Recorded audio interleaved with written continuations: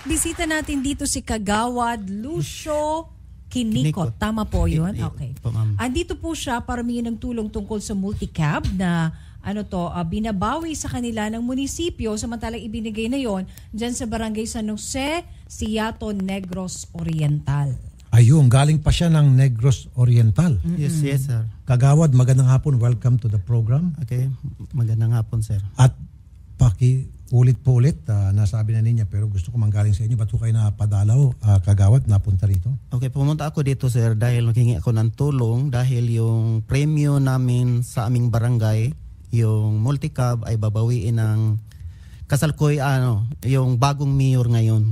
Ito ay regalo sa inyo nung dating premyo. administrasyon. Yes. Premyo. Premyo siya sa dating mayor. Bakit daw po? Anong pong klaseng premyo? Anong pinalalunan ninyo? Ito nga, 2013, yung mayor namin na mayroong pa-contest na agrofair tuwing pista. At saka yung pa-contest na yun, Okay, in short, may pa-contest sa piyesta. Piyesta. At nanalo po. Nanalo ako 2 beses. Yung premium naman, tag 200. 200,000 pesos. O 2 taon, bali 400,000. Napanalunan niyo yun? Napanalunan ko yun. Cash? Yung pera galing sa munisipyo, sila nang bahalang bumibili kung kahit anong gusto mo. So sasabihin mo sa kanila, i-convert nyo yan? I-convert. Kami na magbigay ng project proposal. Kung in kind. So pina-convert mo sa... Pina-convert ko ng multicab. Tapos ngayon binabawi ni Mayor. Itong bagong Mayor. Mayor Fritz Diaz, magandang hapon po sa inyo. Ang bagong Mayor ng San Jose, Siato, Negros Oriental. Mayor Fritz Diaz, magandang hapon po, sir. Yes, sir. Good afternoon po. Sir, andito ngayon si Kagawad at nagsusumbong. Binabawi niyo na po yung multicab na napanalunan niya po from the previous administration. Regalo po sa kanya yun, premium. Bilisan ko lang, Idola, baka malubat ako. Sige, ganito, nirecall natin yan kasi hindi pa bayad ng municipality yan. Pagkatanggal ng mayor, dinonate yan pero hindi pa bayad. So it is not legal to donate any government property pag hindi pa bayad. Ganun ho ba yun? Hindi pa bayad? Hindi bayad yan, sir. Utang yan.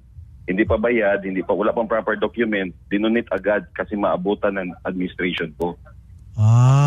Ako yung kaibigan ni Perry Miriano dati, Idol. Sandali lang po, so Kagawad, okay, baka naman kasi mayari siya sa COA, Commission on Audit. Okay. May point nga naman siya doon, sir. Okay. Ito nga, bago ito ibigay sa akin ng dating mayor, ako nga ang nagdala ng booth doon sa municipal accountant. Okay. Binigyan nga ako ng municipal treasurer ng acknowledged receipt of equipment kasi ready na yung payment. Kasi 2 taon hinintay ko yun. Pero sinasabi ko ni Mayor, hindi pa raw bayad. Totoo ba? Hindi pa bayad? Bakit hindi pa bayad na ready na yung payment noong June? May payment na? May payment na. Siguro, dinidelete niya. Meron kayong dokumento? Mayroon. Ako nga ang nagdala ng voucher doon sa municipal accountant at saka tinanong Saan galing po yung voucher na yun? Galing sa opisina ng dating mayor. Okay. Mayor Fritz Diaz, sir, meron na raw pong voucher na magpapatunay na yun ay mababayaran na sana noon. It is very clear in the municipal accountant na hindi pa siya bayad. Kaya Pero saan po napunta yung voucher na yun, sir? Yung sinasabi ni Mr. Kinikot. Hello, Mayor. Okay. Pakitawagan ulit si Mayor. Alright. So, meron kayong kopya nung Mayroon kasi ako ang nagdala doon ng voucher kasi hindi ako tatanggap ng multicab na hindi kumpleto kasi nagbigay sila ng SB. Pero nandiyan po sa inyo ngayon yung voucher. Mayroon silang SB resolution, mayroon silang deed of donation. May SB resolution na? Yes. May deed of donation pa? May deed of donation Anong year po ito? Tawagan nyo nga yung DILG, Odette and Carol. Okay. Everything is in place. Everything is in proper order. Okay. Mayor, sir. Sir, meron dito, pinapakita niya, may resolution 114, tapos may deed of donation, okay, plus meron po siyang voucher, andito lahat na magpapatunay na ito ay meron ng budget for... The number you dialed is... Tawagan yung DILG. naputol. Kasi kanina sinabi ni Mayor, baka bigla siya malobat. Ito nga Nizo, no? Ito mga kapatid. Meron siya ritong resolution, nag-pass ng resolution yung Sangguniang Bayan. Talagang legit to, ibig sabihin. Tapos may deed of donation na pirmado rin ng Sangguniang Bayan. Back up ng acknowledgement receipt para dun sa equipment. Kompleto, Ricardo. Minutes of the meeting, nung pag-usapan, yung ginagawa yung resolution. Wala akong nakikitang problema rito. Nagawad. Mayor Fritz Diaz.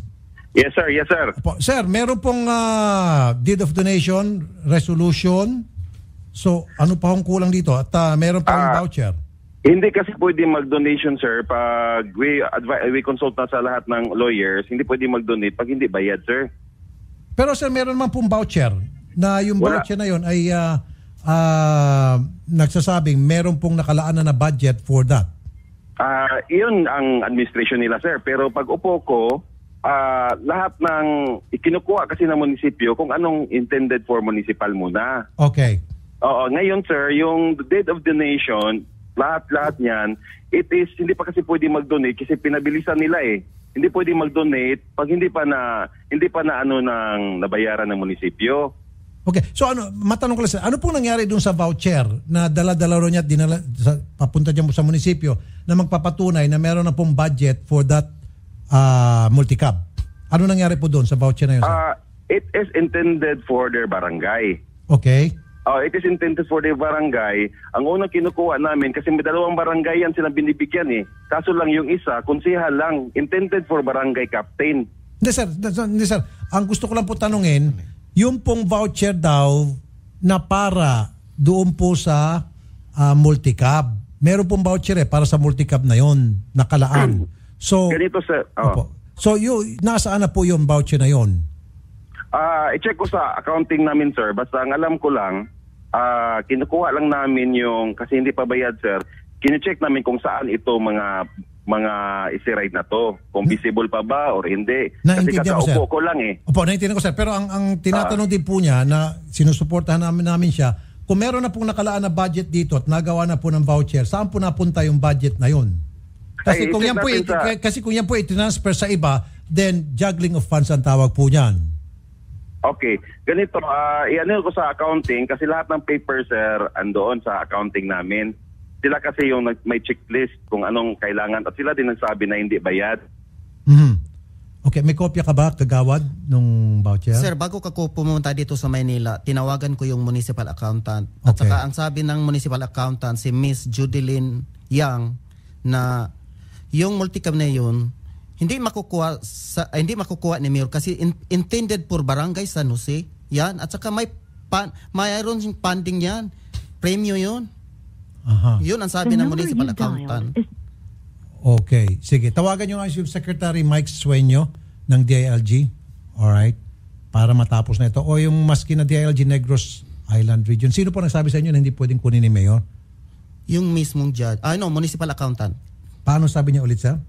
Sabi ng municipal accountant na sa akin lang, ako ang municipal accountant, may budget yan. At saka intended for barangay San Jose. So sa barangay San Jose yan, yun ang sabi ng municipal accountant.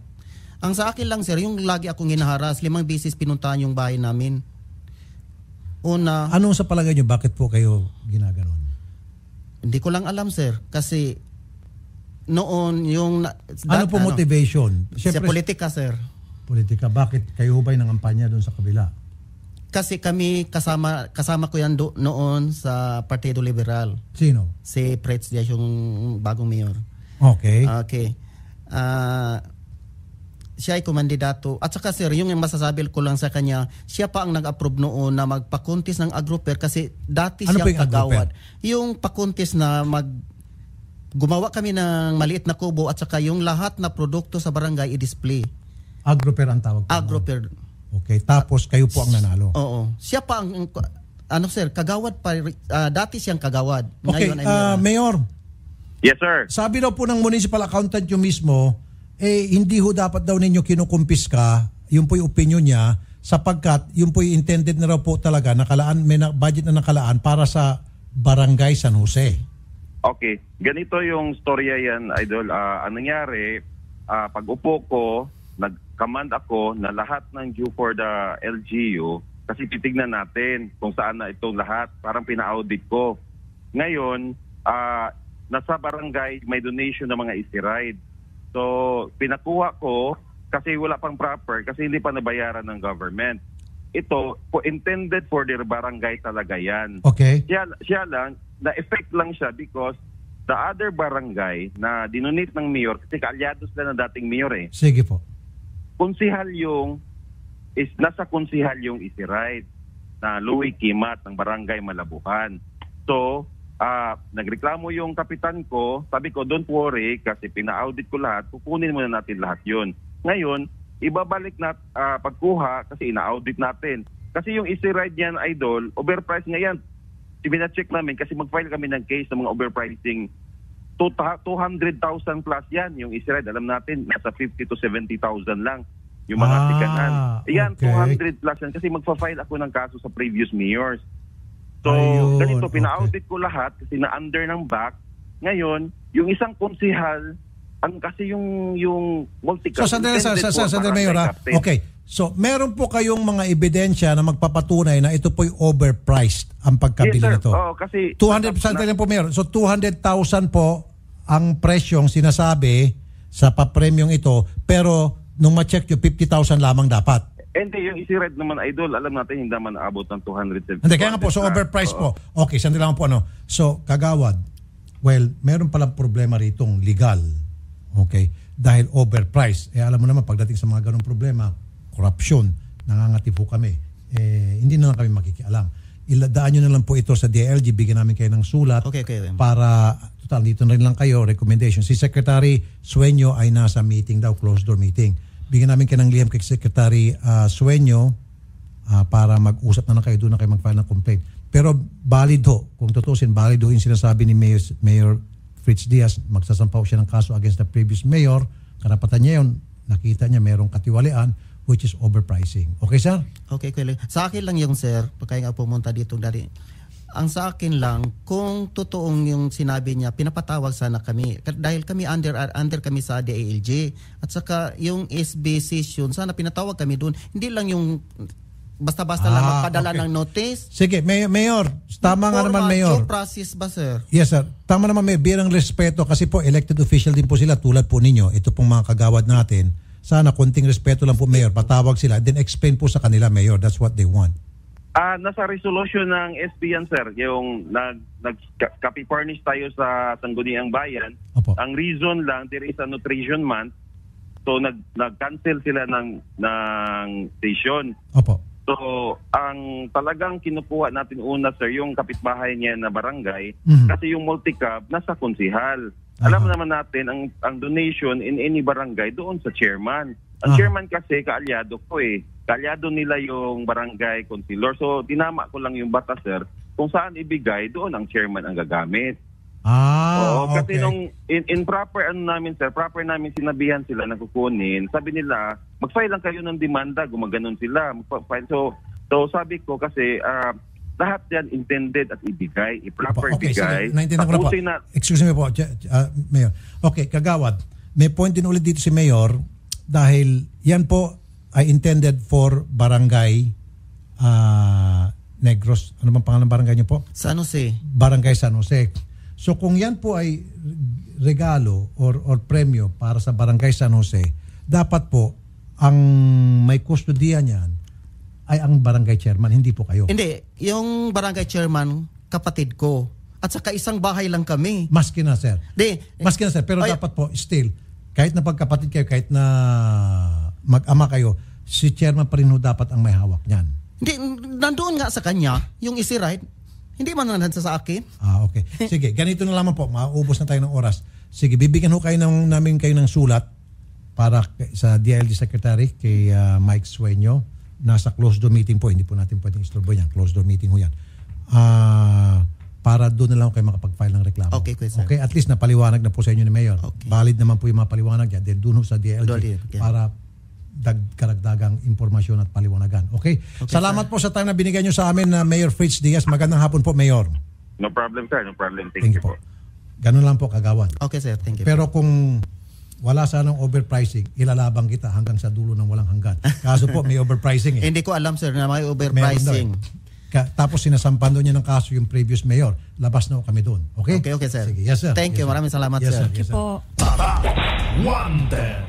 Be sure to come back. Use 5 everywhere. Copyright 2016.